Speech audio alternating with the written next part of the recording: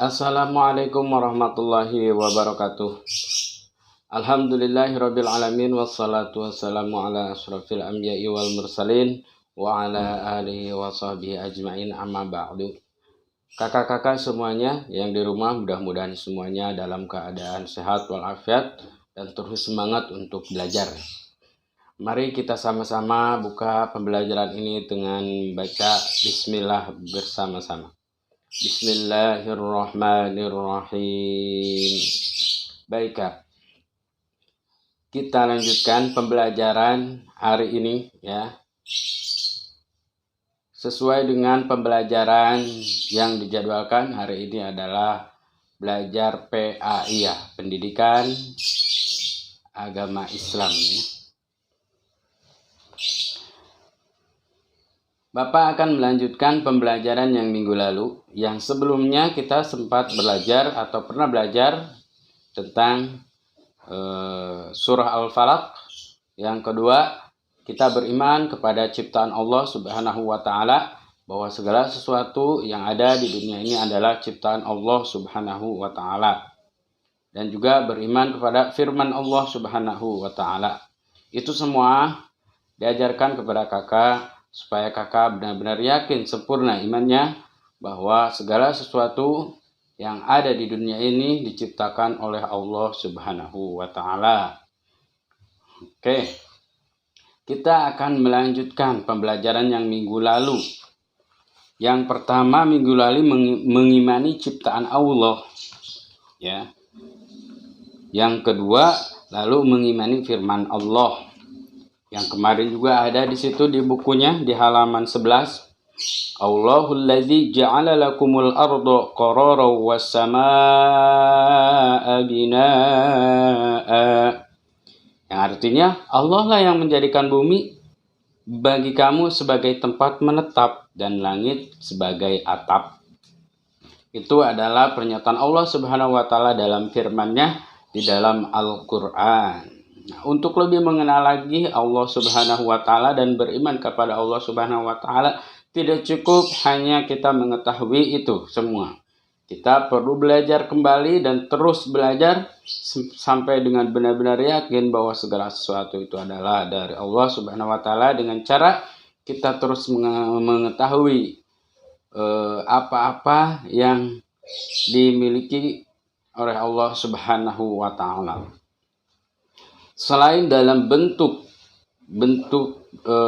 yang kita lihat dalam kehidupan seperti benda, gunung, segala ciptaannya, bumi, matahari, segala sesuatu itu bisa dilihat dengan mata. Namun kita juga harus tahu tentang nama-nama daripada Allah Subhanahu wa Ta'ala, nama-nama baiknya ya. Yang biasa di dalam Al-Qur'an di jilidnya yang pertama biasanya ada yang disebut Asmaul Husna, nama-nama baik Allah Subhanahu wa Ta'ala. Nah, untuk itu kita supaya lebih kita belajar itu supaya lebih mengenal. Tak kenal maka tak sayang ya, tak sayang maka tak kenal. Oke. Supaya sayang kita kepada Allah Subhanahu wa Ta'ala, supaya Allah juga sayang kepada kita, maka kita harus tahu sifat Allah atau sifat-sifat Allah, kekuasaan Allah ya. Allah itu seperti apa? Tidak bisa dilihat dengan bentuk wujud seperti manusia, tidak, tapi Allah itu memiliki nama-nama baik. Yang diantaranya yang pertama bisa dilihat di halaman 11, yaitu di dalam Asmaul Husna, Allah Al-Basir. Allah itu Al-Basir, Maha melihat ya. Allah itu Maha melihat. Dimanapun kita bersembunyi, Allah akan tetap melihat kita. Oke, di situ ada gambar, tolong diperhatikan Kak ya. Di situ ada dua ya. Ada dua tuh ya, ada dua kolom yang sama-sama memiliki masing-masing cerita. Di situ ada ibu. Ayo bangun, siapkan dagangan untuk besok pagi, kata ibunya. Lalu menjawab sambil terbangun anaknya, ya ibuku, nah, begitu ya di situ. Lalu di kolom kedua, campurkan air tawar ke dalam air susu. Lalu menjawab anak itu, tidak mau, Allah melihat kita, Bu. Nah, di situ ada pembelajaran untuk kita. Ya, di situ hanya ada 2 dialog antara anak dan ibu. Namun di situ ada di dialog yang kedua, yaitu di situ tidak mau, Allah melihat kita, Bu. Nah, di situ berarti sedang menghadirkan atau sedang mantap-mantapnya iman anak itu. Dia percaya bahwa Allah itu melihat kita walaupun tidak ada dalam bentuknya, dalam wujudnya, tapi Allah itu melihat kita. Nah, di situ sudah jelas ya bahwa segala sesuatu itu harus dipikir dulu dalam bentuk-bentuk tingkah laku itu ya. Di sini mengajarkan kepada kita untuk beriman kepada Allah. Nah, kalau yang pertama, ayo bangun siapkan dagangan untuk untuk besok pagi ya ibuku. Yang kedua itu di sini tidak mau, Allah melihat kita. Di situ jawabnya karena di sini ada perintah, 2 perintah dari ibunya. Perintahnya yang pertama biasa saja, perintahnya hanya untuk berbangun, ya bangun. Dia lalu menyiapkan, dia mengikuti apa kata ibunya. Dia mengikuti si anak itu. Namun yang kedua itu, si anak itu tidak mau mengikuti. Karena perintahnya bukan perintah yang baik ya di situ. Maka di situ dianggapnya anak itu telah menghadirkan Allah Subhanahu wa taala, bukan hadir ada dalam wujudnya, tapi dia hadir di dalam hatinya. Beriman kepada adanya Allah yang Maha melihat. Makanya tidak boleh kita mencuri. Nggak ada orang, kita curi, nggak ada yang tahu. Tidak boleh. Allah itu tetap melihat kita. Berbohong sama juga. Bisa saja kita di hadapan orang tua berbohong, tapi di belakang itu berbuat apa gitu, tapi mengatakan kepada orang tua itu berbohong. Allah itu tetap melihat kita, baik tersembunyi apapun, walaupun hati kita tahu tapi orang lain tidak tahu, Allah itu tetap melihat kita. Ya. Al-Basir artinya Maha melihat perbuatan kita. Namun cara Allah Subhanahu wa taala melihat perbuatan kita berbeda dengan makhluk. Merasa dilihat oleh Allah Subhanahu wa taala artinya merasakan kehadiran Allah di sisinya. Ya. Merasa dilihat oleh Allah artinya merasakan kehadiran Allah ada di sisinya. Itu keimanan yang mantap ya. Orang yang demikian disebut muhsin. Muhsin. Ya. Orang yang merasakan di sisinya kehadiran Allah Subhanahu wa taala, Maha melihat, ya. Orang demikian itu disebut dengan mukhlisin, ya. Oke, di situ ada cerita gadis yang jujur. Oke, baik kita baca ya. Di malam yang sunyi, Umar bin Khattab keliling kampung untuk mengetahui keadaan warga. Ya, Umar bin Khattab itu sebagai pemimpin, ya, Amirul Mukminin, seorang pemimpin. Ya, dia mengelilingi kampung, ya, yang menjadi masyarakat rakyatnya.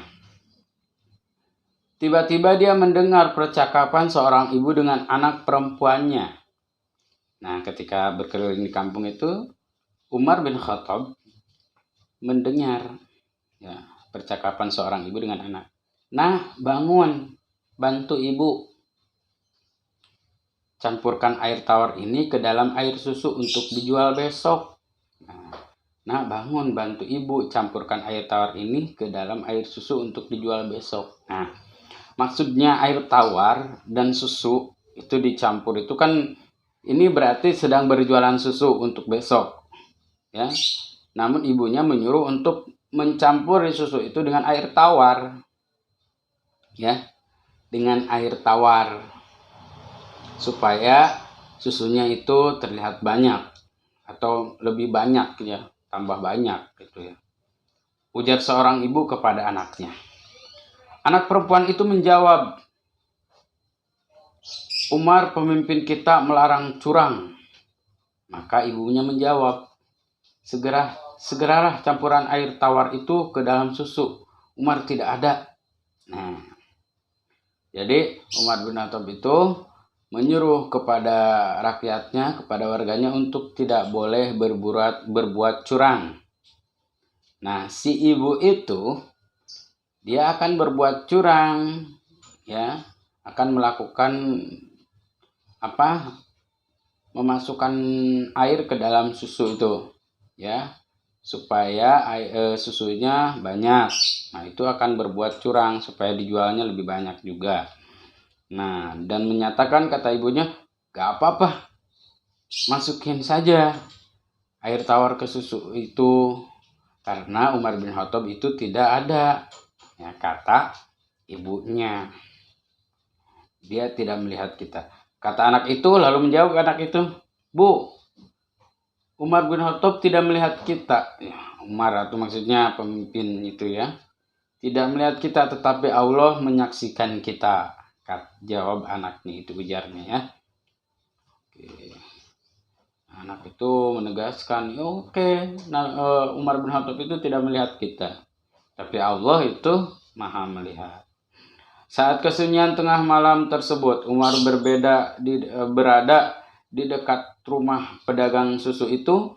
Umar mendengarkan percakapan itu dan terkagum kepada gadis anak pedagang susu itu. Di dalam hatinya Umar berkata, gadis ini benar-benar jujur. Akan saya nikahkan dia kepada anakku yang bernama Asim. Nah, cerita ini walaupun sedikit itu ada pembelajaran buat kita ya, bahwa berbuat curang, melakukan kebohongan itu dilarang, tidak boleh, sekalipun orang tidak mengetahui, tapi Allah itu melihat, maha mengetahui ya. Itu kita belajar beriman atau percaya kepada Allah Subhanahu wa ta'ala. Dimanapun kakak semuanya belajar menjadi anak yang jujur dan percaya tentang bahwa Allah itu melihat kita ya. Yang kedua, al-adlu, maha adil ya, maha adil.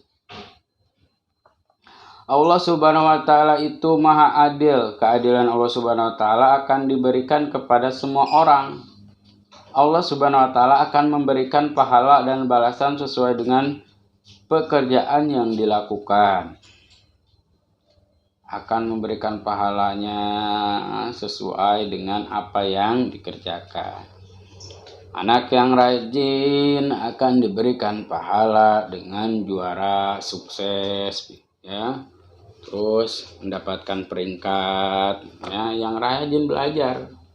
Anak yang soleh akan diberikan nasib yang baik. Anak yang soleh itu disenangi orang banyak ya.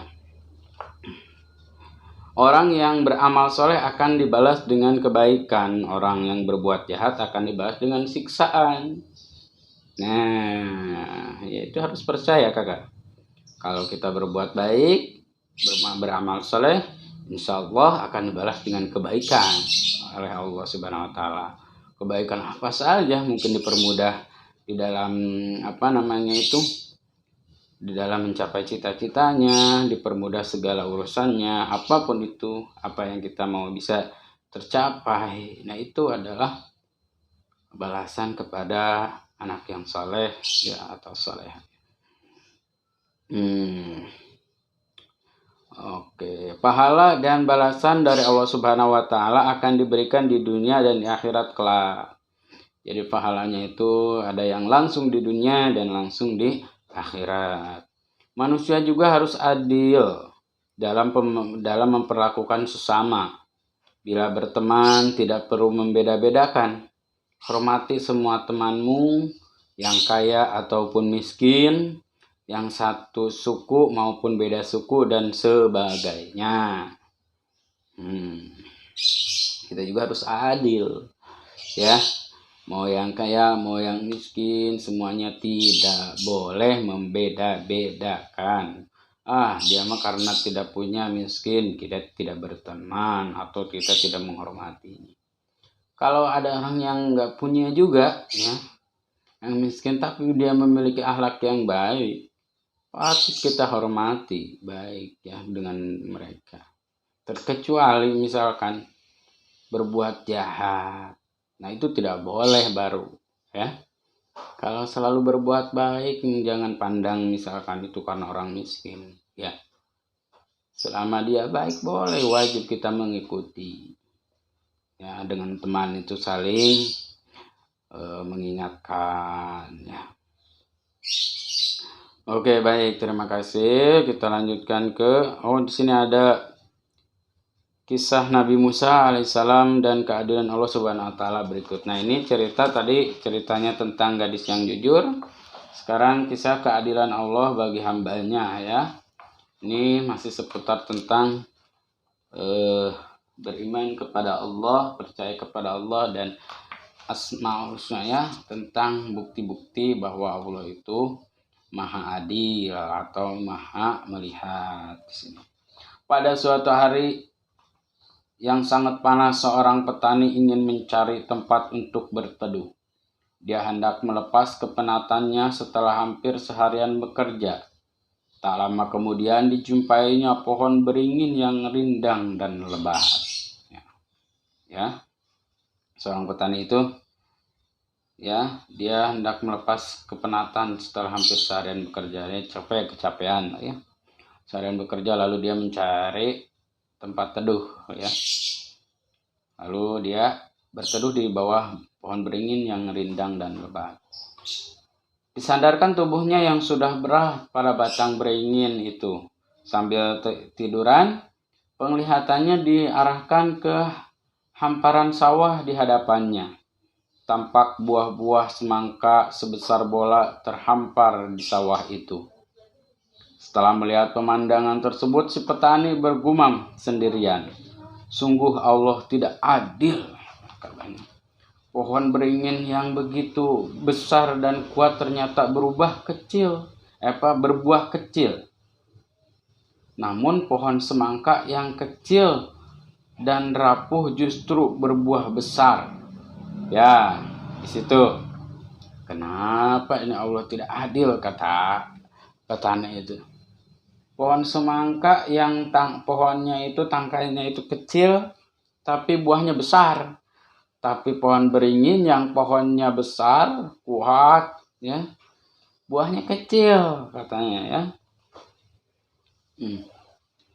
Tidak lama kemudian dia tertidur di bawah pohon beringin tersebut. Ya, dia tertidur setelah menyatakan itu. Tiba-tiba ada satu buah beringin jatuh tepat di atas kepala sang petani. Si petani pun terbangun. Dia berkata di dalam hatinya, andaikan buah beringin itu sebesar semangka, bagaimana jadinya diriku saat ini? Betapa maha adilnya Allah dalam menciptakan alam semesta ini. Dia berulang kali mengucapkan istighfar untuk memohon ampun kepadanya karena telah berani mengatakan Allah tidak adil. Ya, gimana jadinya kalau misalkan pohon beringin itu buahnya sebesar semangka.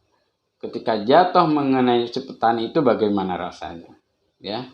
Nah, disitulah Allah betapa maha adilnya. Nah, maka saat itu petani itu beristighfar kepada Allah, memohon ampunan karena sudah menyatakan Allah tidak adil. Baik, ada satu lagi, ya, tentang Al-Azim, Maha Agung. Kita belajar dua dulu, ya. Allah Maha Melihat, Allah Maha Adil. Mungkin cukupkan dulu, ya. Kurang lebihnya dari Bapak mohon maaf ya. Untuk tugasnya, maka silakan boleh mengerjakan di halaman yang ke 19, nomor 1 sampai 5 ya. Di halaman 19 1 sampai 5 ya. Latihan soal. Jawablah pertanyaan di bawah ini dengan benar, yang itu ya. Oke, baik, dari Bapak kurang lebihnya mohon maaf. Billahi taufiq wal hidayah. Wassalamualaikum warahmatullahi wabarakatuh.